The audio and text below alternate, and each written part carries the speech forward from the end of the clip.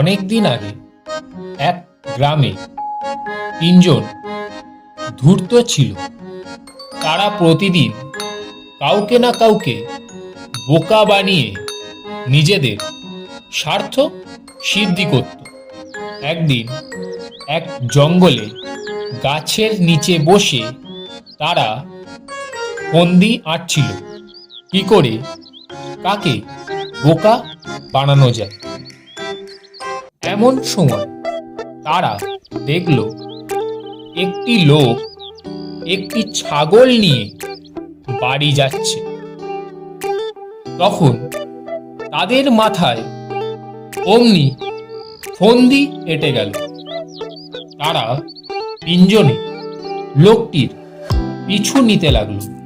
প্রথমে একজন ধূর্ত লোকটিকে জিজ্ঞাসা করল, ও ভাই, এই মরা কুকুরটিকে কাঁধে বয়ে কোথায় নিয়ে চললে? লোকটি বলল, কানা নাকি, চোখে দেখতে পাও না? এটা একটি ছাগল, কোনো কুকুর নয়। এই কথা বলে লোকটি এগিয়ে চলল। এরপর আর একজন ধূর্ত লোকটিকে জিজ্ঞাসা করল, ও মশাই, এই মরা কুকুরটিকে কাঁধে বয়ে কোথায় নিয়ে চললে? কানা নাকি, চোখে দেখতে পাও না? এটা একটি ছাগল।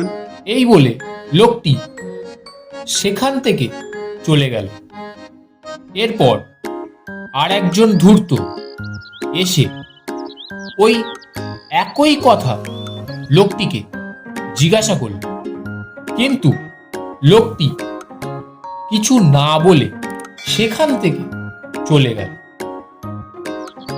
লোকটি মনে মনে ভাবল, একজন ভুল বলতে পারে, কিন্তু পরপর তিনজন একই ভুল বলবে না, এটা নিশ্চিত মরা কুকুর। এই ভেবে লোকটি ছাগলটিকে জঙ্গলে ফেলে বাড়ি চলে গেল।